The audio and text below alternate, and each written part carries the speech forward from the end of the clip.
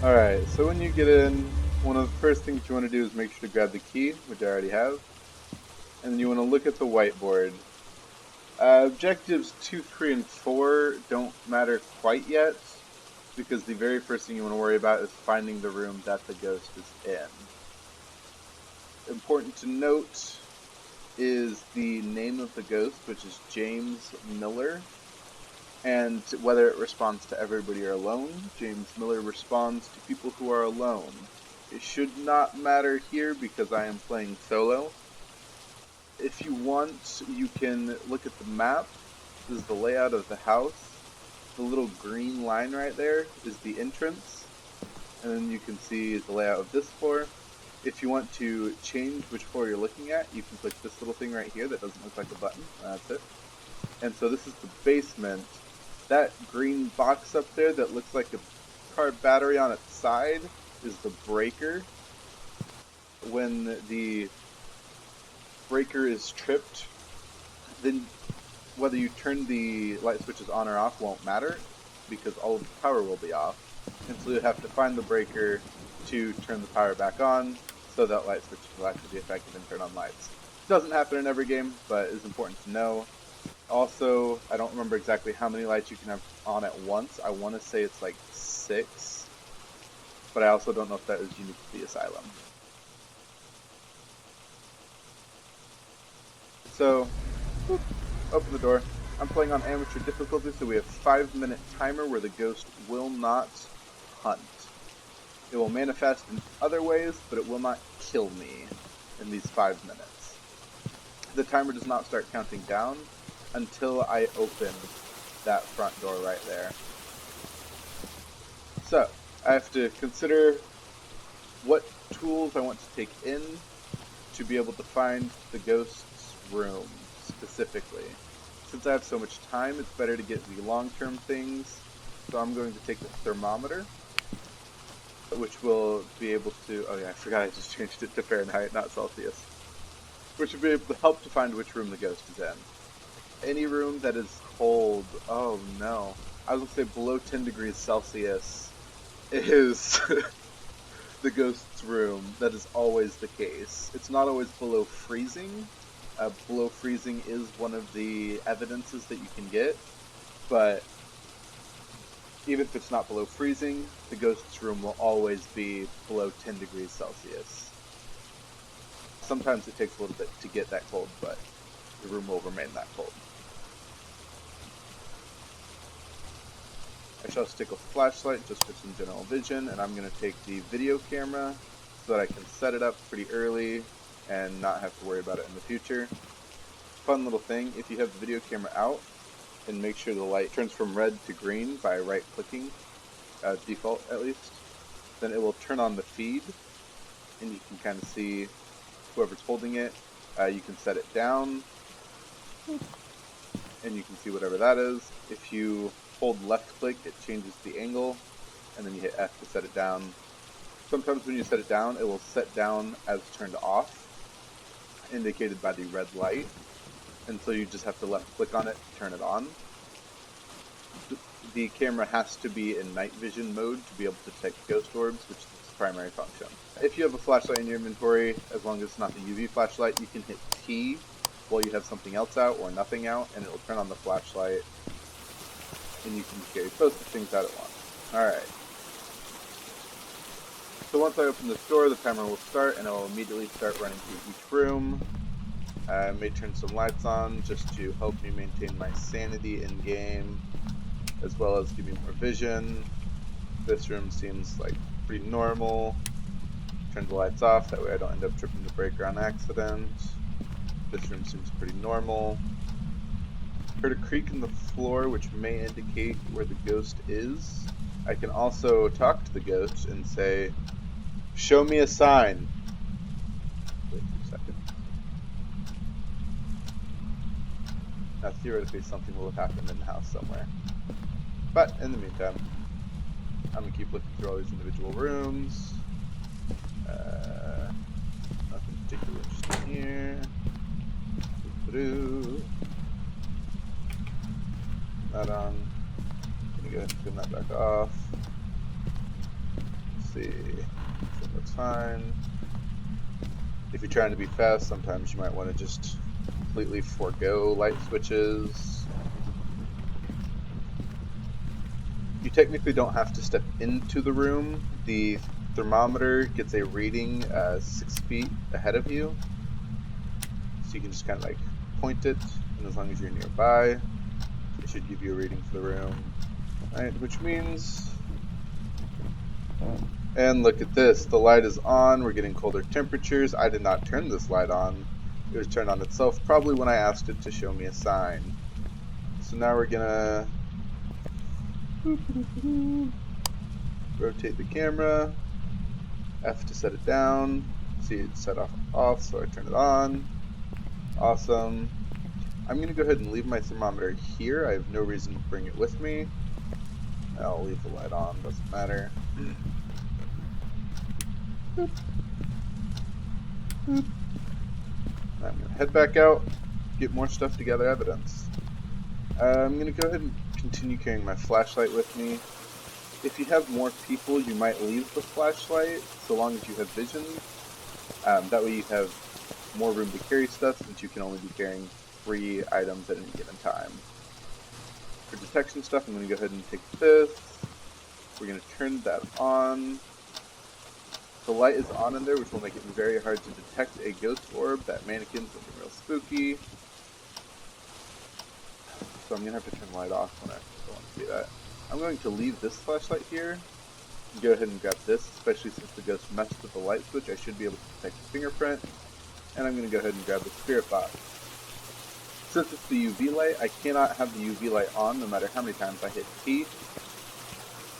But it still functions as some light. You can collect some keys, but it's really useless so far. They may implement something with that later in the game. But in the meantime, I should have checked the timer to see how much time I have left before the ghost can start hunting.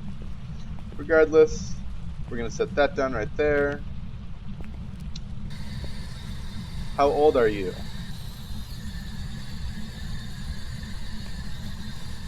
Where are you? Okay, so I'm not getting anything on the spirit box right now. There are some questions you can ask. You can know that you asked a question when it stops switching between channels, pauses, and then it will give you a reading, either nothing detected, or it'll say what the response is, and you'll hear an audible response. So we have fingerprint, and yeah, nope, I'm gonna head out now. Leave that there, it can handle it. I'm gonna head back, try to get some other stuff before the timer runs out. Some other detection stuff, and also start filling out the journal. I actually may wait to fill out the journal until the time is out, because I don't want to waste any of the time that it's given me, which I have 30 more seconds. That's lovely. We're going to take the EMF reader and the camera. Alrighty. At this point, I want to start being cognizant of places where I can hide in the event that the ghost does start hunting, which would be indicated by flickering lights. I did not check for a ghost orb because I'm an idiot. I'm going to go ahead and turn this back on. You do not need the UV light to be shining at this when you take a picture. Taking a picture of that will provide ghost evidence / interaction stuff, and that will give us more money if we make it out alive. I haven't gotten anything, no ghost writing. Where are you?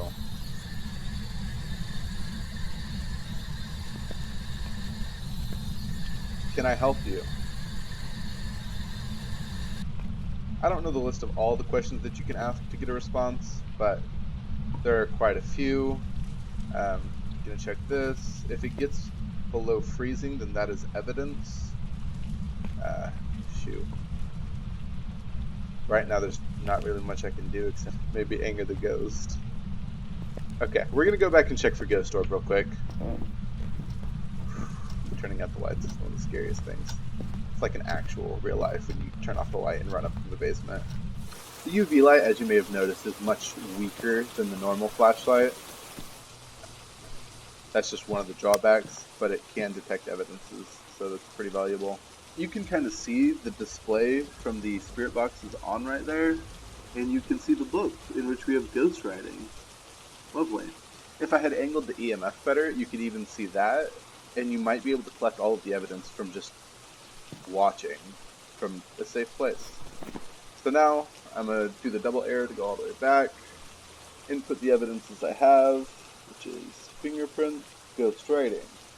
I don't know what the third evidence is yet, but with just the two, I know that it is either a spirit, a revenant, or sometimes you have a third option. But revenants are scary. They like to kill people. So now if I want, for spirit or revenant, I can go back. See, here's marked fingerprints. I'm going to get money for this photo. Gives you some random information, and then you can start seeing different ghost types and info about them. Revenant, slow but violent ghost that will attack indiscriminately, has been rumored to travel at a significantly high speed when hunting. That's bad news, especially since I'm playing solo. Hiding from the Revenant will cause it to move very slowly. EMF 5 is what I need to confirm that it's a Revenant. The Spirit, there's nothing particularly special about it. Smudge sticks will make it stop attacking for a long time. Evidence, I need Spirit Box, because I already have fingerprints and ghost writing. So Spirit Box or EMF 5. Yeah, if you click on the camera, it switches between night vision and normal, I suppose. And then clicking on the mouse will change which camera you're looking at. This is the camera that I set up in the basement. Between the Revenant and the Spirit, there are no ghost orb possibilities, so I will not be seeing those no matter how long I stare at this. At this point, I can look at the other objectives. I need to witness a ghost event. I don't have a motion sensor, so objective 3 is off the table. And then capture a photo of dirty water in a sink. Since the ghost is residing in the basement and there are no sinks down there, I'm not even going to try for that one. Yeah. But James Miller is the important thing I need to know right now. And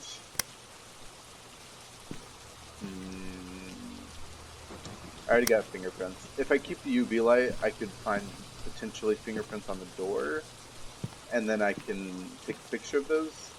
Technically, I don't need the UV light to get the picture of those, but I also don't want to waste any film that I have, because more pictures of useful things means more money.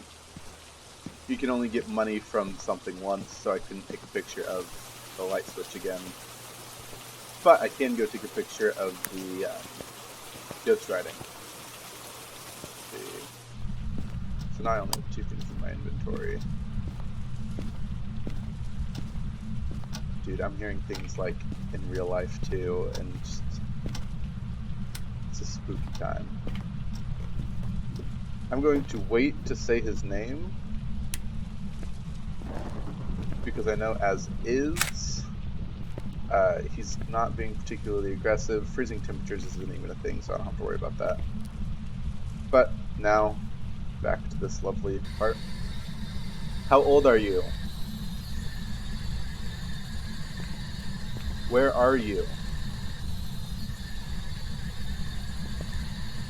Show me a sign. See, some of these aren't even getting responses. I think I can technically get responses while it's on the ground, but I don't really like the loud noise that it keeps out there. I think I'm gonna have to pray that it doesn't start hunting before manifesting. So you can say the ghost's name to make it angry. You will get more activity when it is angry, but it's also much more likely to, try to kill you. So we're going to go ahead and start this process. James Miller. There's the breaker, if you're wondering. If it goes off, power's off. You turn it on, fire's up. Since my sanity is high, I don't think he's going to hunt, so I probably need to be a little more aggressive with this. James Miller.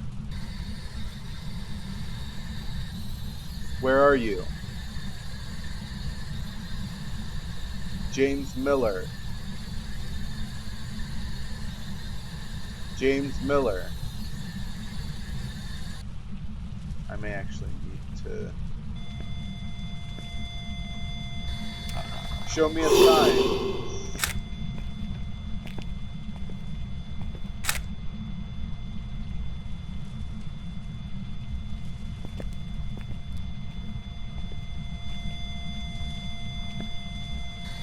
see, now I only have one photo left. Theoretically, I want to save it for the ghost, but if I have to get my butt out of here, I'm gonna take a picture of the door on my way out and hope it's a fingerprint. All right. See, right now I'm leaning towards EMF.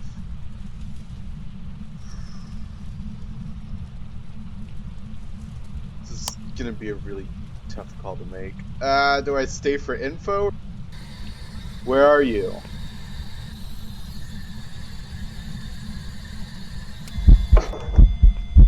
Fucking jerk. Where are you? How old are you? Alright, we're out.